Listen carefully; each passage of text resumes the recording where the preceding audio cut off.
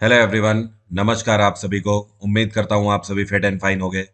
आज के दिन की शुरुआत करेंगे 18 सितंबर 2022 के करंट अफेयर के साथ। पीडीएफ और टेलीग्राम दोनों का लिंक मैंने वीडियो के डिस्क्रिप्शन में आपको दिया हुआ है।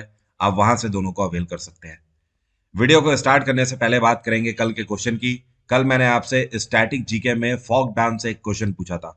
मेरा क्वेश्चन ये था कि कलबेलिया नृत्य जो है ये कौन से राज्य का मूल डांस है। तो कलबेलिया है राजस्थान का।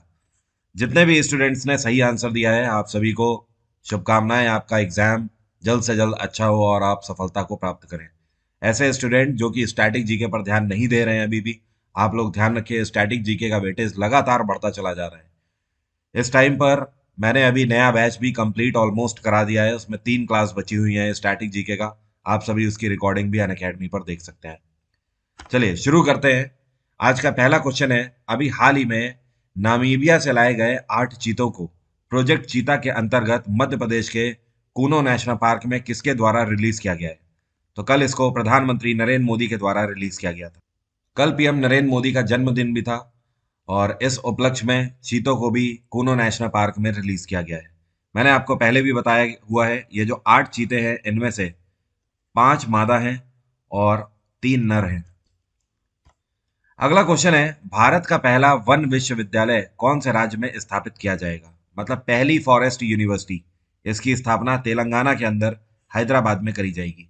देखिए फॉरेस्ट यूनिवर्सिटी का मतलब यह है कि यहाँ पर जो कोर्सेज होंगे वो फॉरेस्ट से जुड़े हुए कोर्सेज आपको करने को मिलेंगे। जैसे कि आप अर्बन फॉरेस्ट्री पर यहाँ पर कोर्स कर पाएंगे, नर्सरी मैनेजमेंट पर कोर्स कर पाएंगे, फॉरेस्ट एंटरप्रेन्योरशिप भी आप यहाँ पर कर पाएंगे, ट्राइबल लिवलीहुड इन्हेंसमेंट पर भी कर पाएंगे।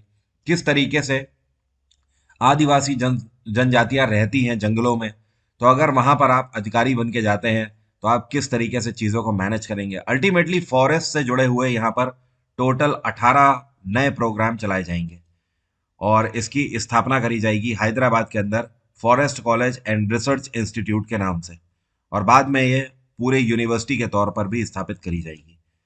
दुनिया में ये तीसरी फॉरेस्ट यूनिवर्सिटी होगी। इससे पहले रशिया में सबसे पहले खोली गई थी फॉरेस्ट यूनिवर्सिटी, दूसरे नंबर पे फिर चाइना में खोली गई और अब ये भारत में खोली जाएगी।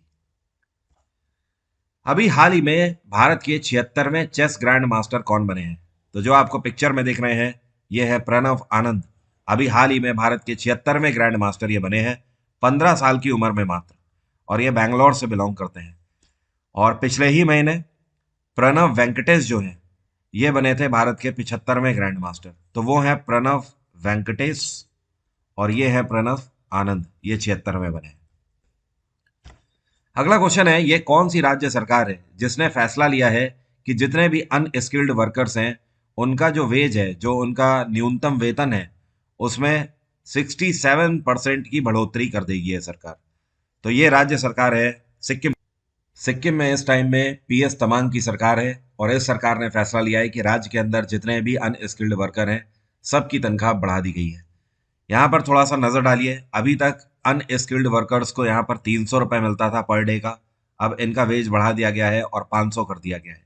सेमी स्किल्ड वर्कर को 320 मिलता था जिसको बढ़ाकर 520 कर दिया गया है। स्किल्ड को 335 मिलता था, इसको बढ़ाकर 535 कर दिया गया है।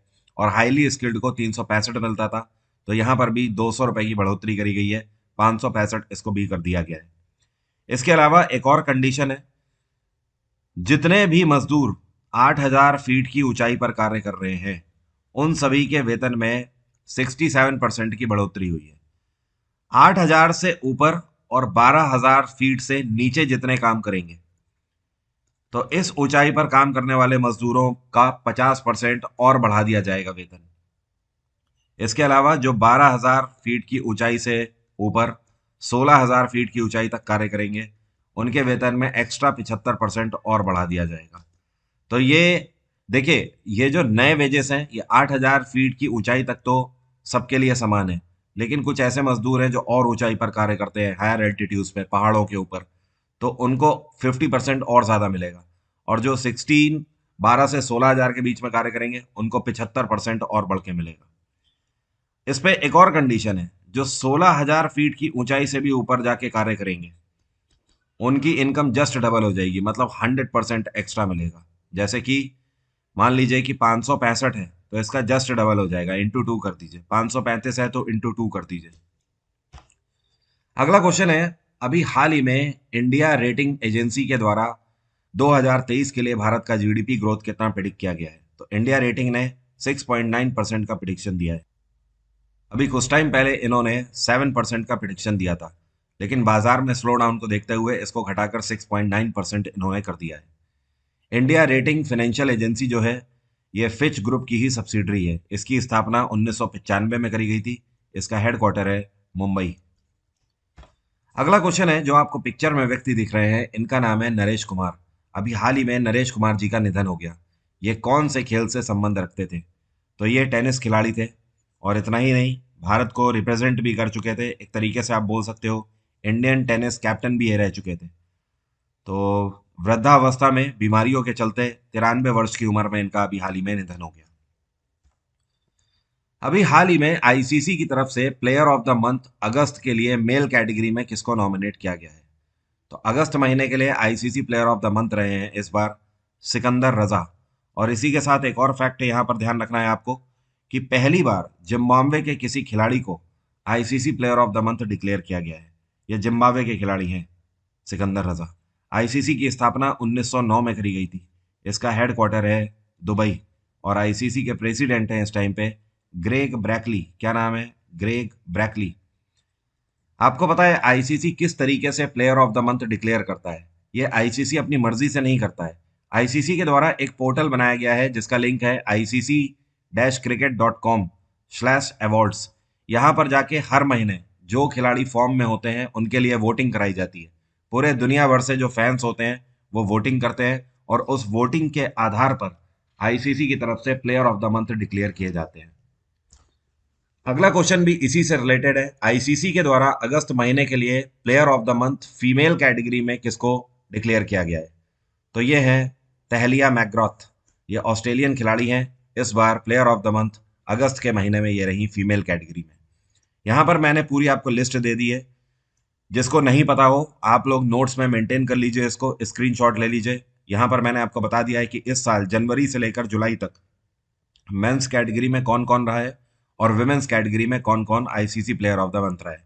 ये बहुत इंपॉर्टेंट है, इसको या तो आप नोट कर लीजिए या स्क्रीनशॉट लेकर रख लीजिए। जरूर पढ़ के जाइएगा, कहीं ना कहीं किसी ना किसी की शिफ्ट में क्वेश्चन देखने को जरूर मिलेंगे।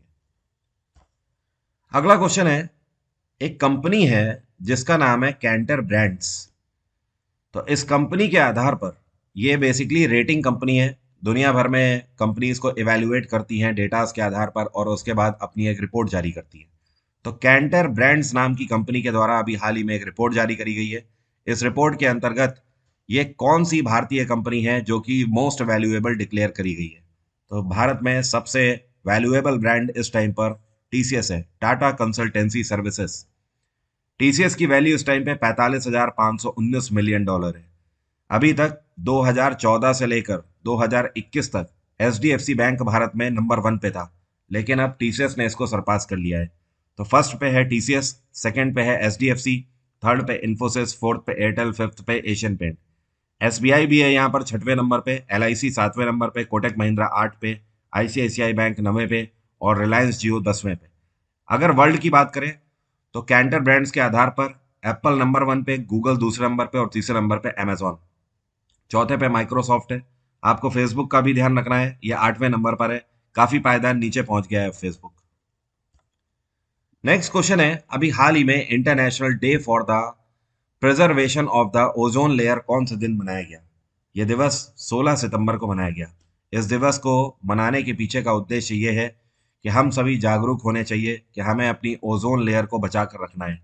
ये ओजोन लेयर ही है जो कि सूर्य से आने वाली पराबैंगनी किरणों से हमें बचाती है। अगर ये किरणें हमारे ऊपर डायरेक्टली पड़ने लगेंगी तो हम सभी को स्किन डिसीज हो जाएगी, और बहुत ही साधारण तौर पर ये आम बात हो जाएगी।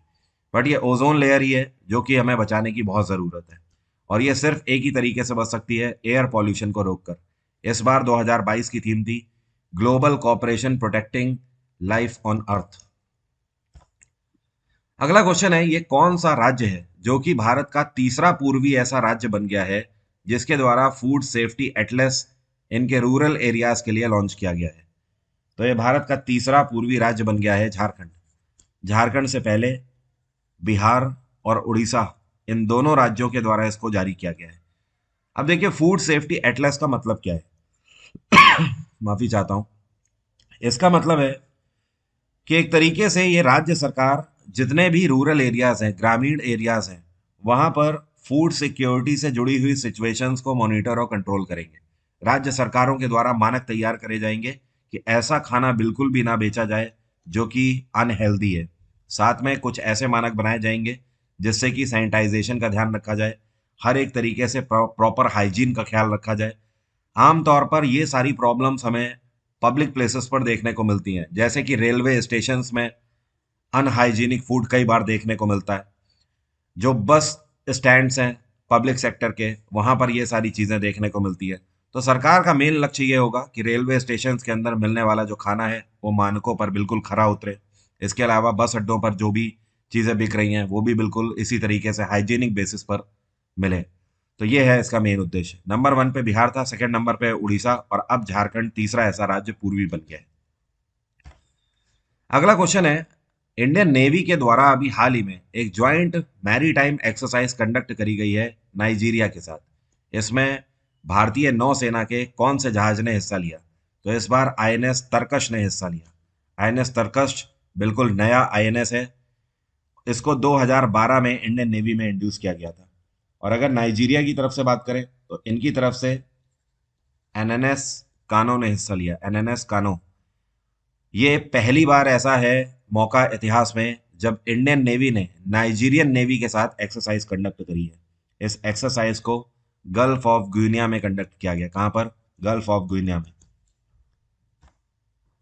और एक खास बात, इस एक्सरसाइज का समापन भी हो चुका है। इसकी शुरुआत 12 सितंबर को हुई थी और ये 15 सितंबर तक चली, 15 ऑफ सितंबर तक।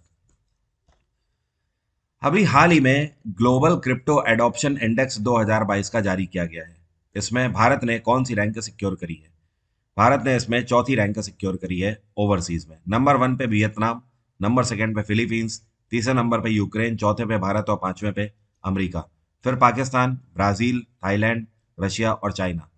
ये इंडेक्स ये बताता है कि दुनिया भर में कौन से टॉप 10 कंट्रीज हैं जहां पर सबसे ज्यादा क्रिप्टो करेंसी का इस टाइम पर यूज किया जा रहा है, जैसे कि बिटकॉइन हो गया, इथेरियम हो गया, इन सारी करेंसीज का।